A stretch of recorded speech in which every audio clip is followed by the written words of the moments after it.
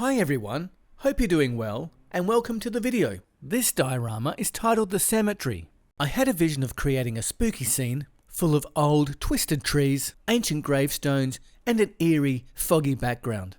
So let's take a look at the build and don't forget to hang around until the end to see the final shots. And if you like the video, please give it a thumbs up and consider subscribing so you don't miss out on any upcoming videos. Okay, let's go.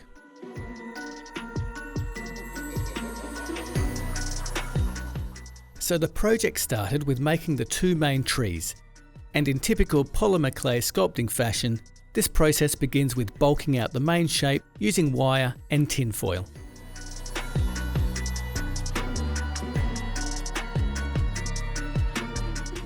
I use Super Sculpey medium because I want the clay to hold together well when I gouge out some deeper grooves later. Then it's the usual process of wrapping the tinfoil base with slabs of clay.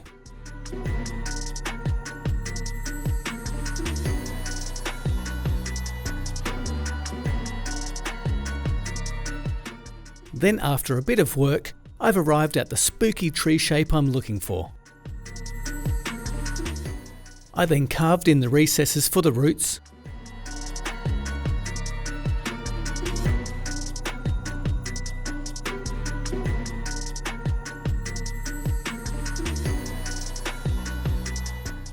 and then the roots were made from rolled up clay and added to the trunk.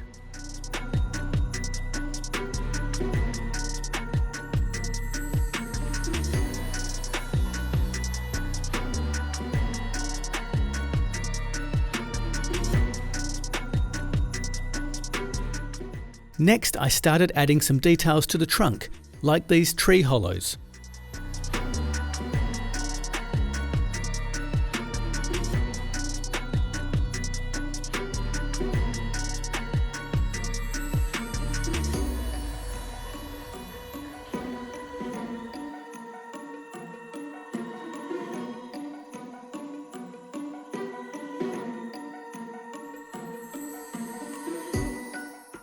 Then using this wire tool, I gave some texture to the trunk.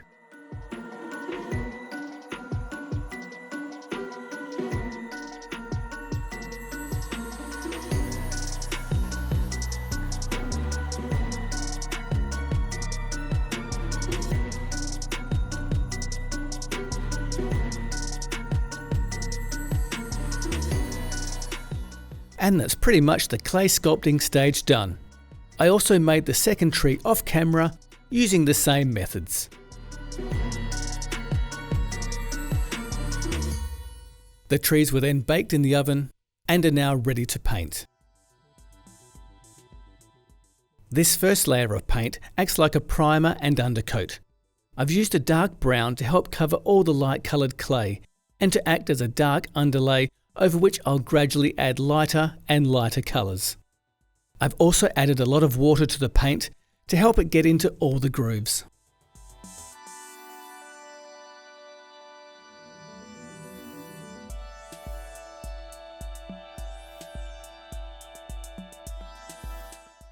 Now that the base coat is down, I'm going to add some branches to the trunk. I collected and dried these roots, which I find perfect to use for miniature branches. They also have the added benefit of looking twisted and help to sell that spooky vibe.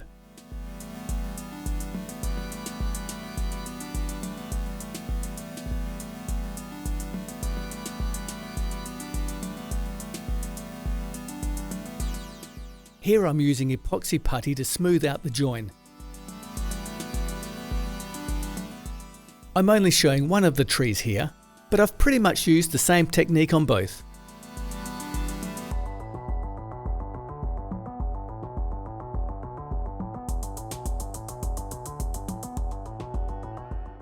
This is where I'm thinking about adding some vines to the trees.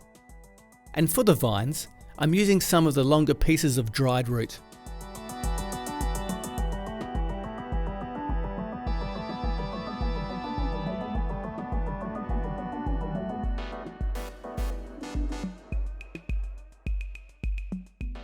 The vines were attached using superglue and accelerant.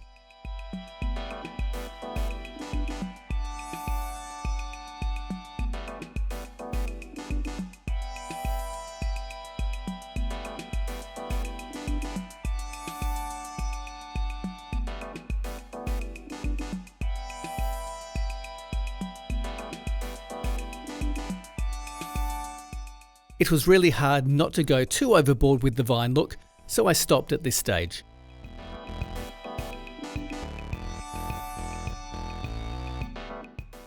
Now I'm starting to add the final washes to the trees. This is deck tan with plenty of water added.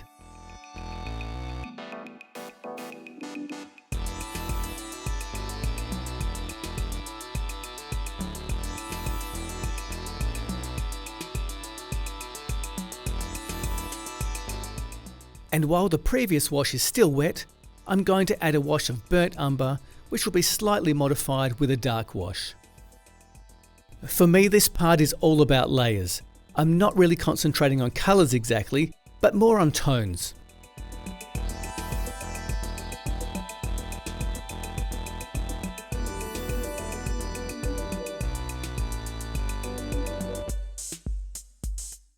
Okay, while those washes are drying, I'm going to start making some leaves. From the beginning of the project, I saw these trees as old oaks, so I found some oak leaves in the park and tried to replicate their colour. And of course I needed an oak leaf paper cutter to make the shape. If you've seen my very first video, you'll see that I've made these leaves in exactly the same way.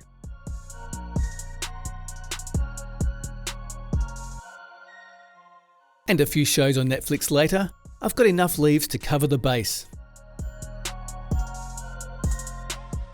Okay, now to the final tonal washes for the trees. I've got 3 tones lined up, a dark tone, a middle, and light toned paints. All generously diluted with plenty of water. There wasn't really a method to this stage, I just kept dabbing on different shades until I thought the tree started to look the way I wanted.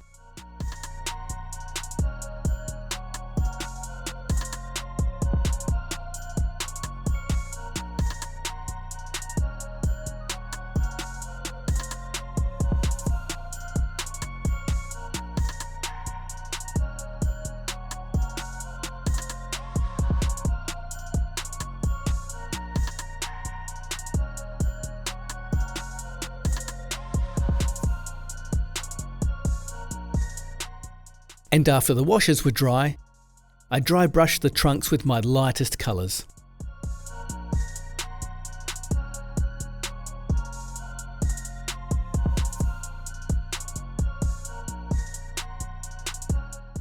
At this stage, I thought the vines needed a bit more pop, so I'm going to lighten them with some deck tan.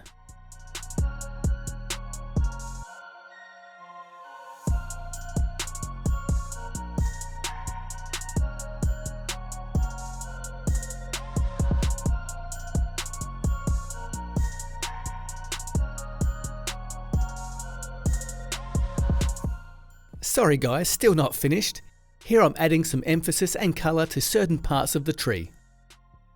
The ivy leaves were a bit of an afterthought, but I had these dried birch seeds and I thought they added a bit of interest to the vines.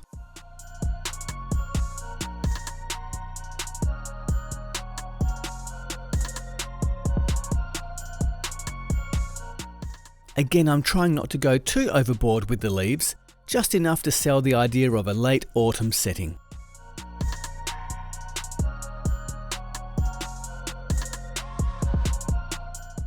And here I'm just finishing off the tree with some final contrasts. I'm adding some dark paint to the more prominent grooves and adding highlights and some tonal variations to the bark.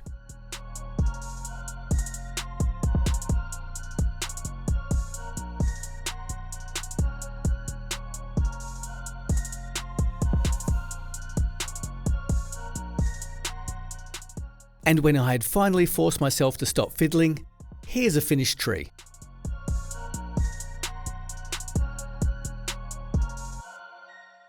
Did I say finished? My apologies.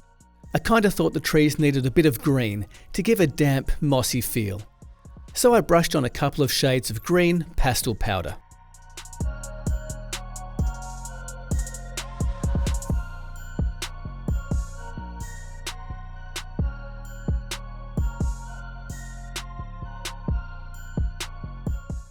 Okay, I'm finished with the trees now, I promise.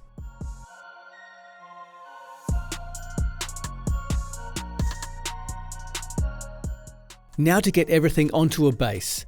This is just foam board I've sealed with black acrylic. And the trees are glued down with PVA.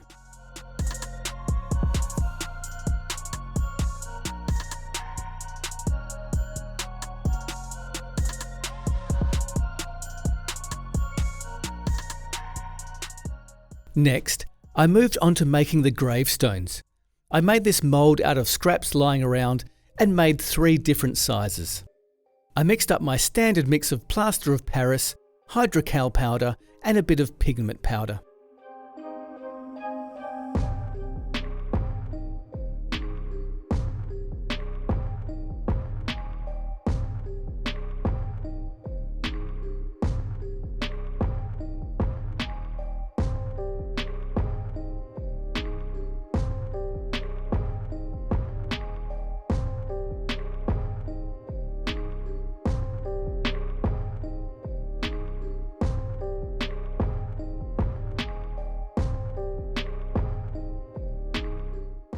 At this stage, I needed to age the plaster, so I rolled a small rock over the surface to create a bit of unevenness and to chip some parts. I added some extra detail on a couple of the more prominent stones like this one here, which is going to go at the front of the diorama. To colour the gravestones, I used washes of various colours, but mainly just a simple black wash. I pre-wet the plaster so it would absorb the washes more naturally. Then I randomly dabbed on the layers of colour.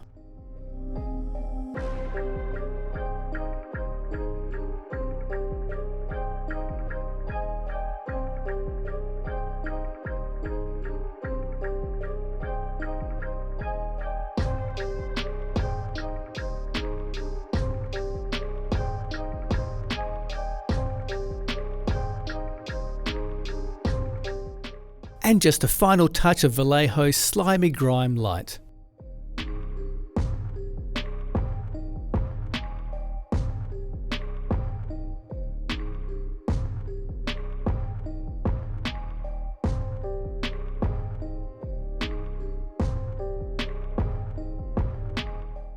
And here's the first 3 gravestones. I made 6 more using the same technique. When the gravestones were finished, I tested them in different positions before then gluing them into their final arrangement.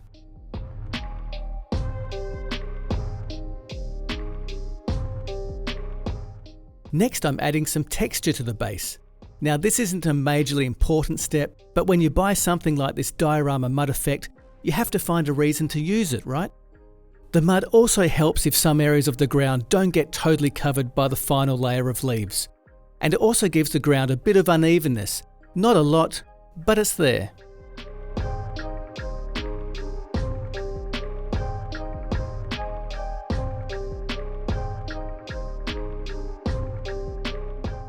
Just to help integrate the gravestones with the scene, I'm adding some dried vines I found outside. I think the curly vines help to give that Halloween look.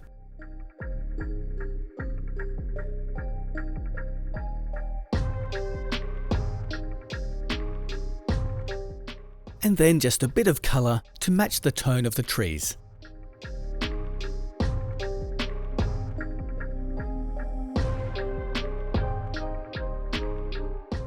Now finally the leaves are going down. I tend to put the glue down first and then sprinkle the leaves second.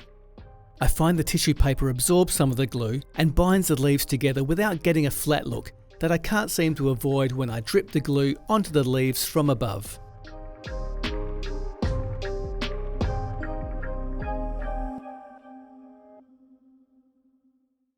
With the diorama foreground complete, I'm building the back elements.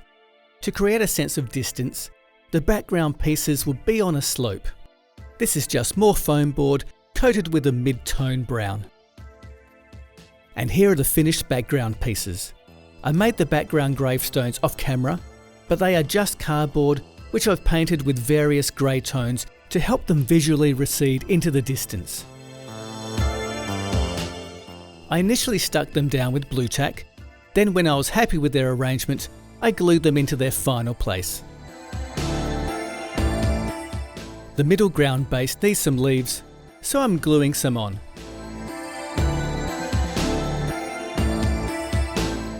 Then the middle ground gravestones are glued into place.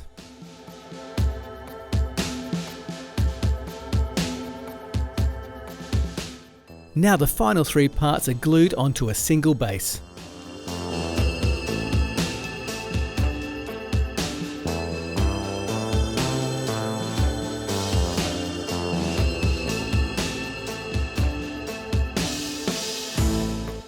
And that's pretty much the final arrangement.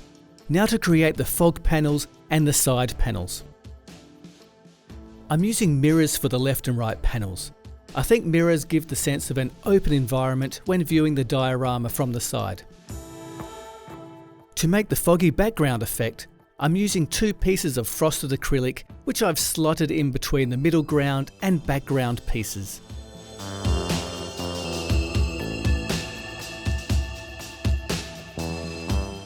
Then the other side panel goes up. Lastly, the back panel goes on. I've stuck this background picture to the panel, but as you'll see in an upcoming shot, I ended up taking it off, as I didn't think it really added anything to the final effect. The lighting is created with a strip of LED lights. I like to use these COB lights because they spread the light evenly and don't show any visible hotspots.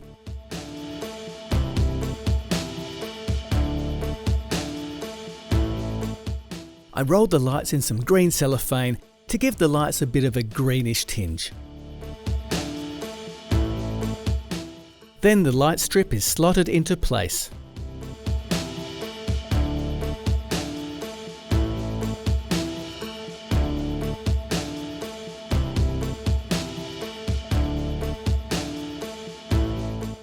The final piece is the ceiling of the diorama, for which I've used some black stencil board.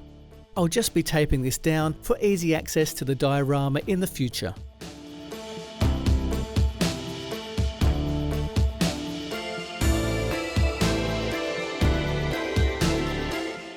Of course, the diorama needs a house. I made this box out of MDF, which I laminated and stained. The front is covered by this recycled picture frame that I cut to size. I then added a piece of glass to the front of the frame. So that's the diorama finished. Here are some shots in natural light.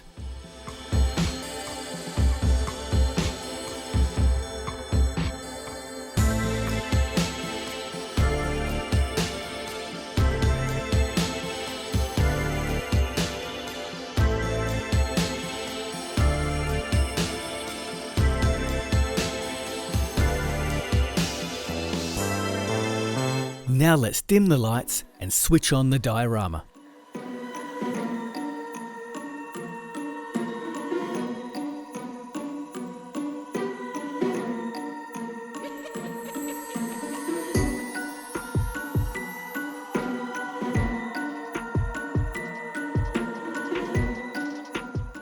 Just a note guys, I haven't added any filters to the shots and just let the camera do its thing, so you're going to see some variations in exposure and tone. I've done this to get some shots which show some of the foreground detail and others that show the background in silhouette.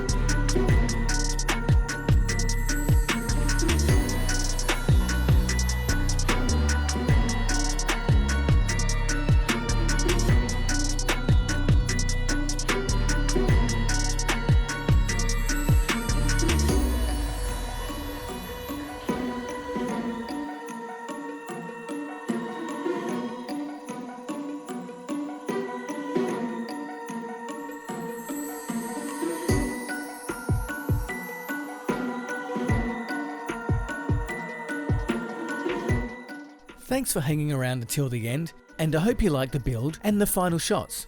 Please give this video a thumbs up and consider subscribing. Okay, I'm off to make another diorama, so I'll see you in the next video.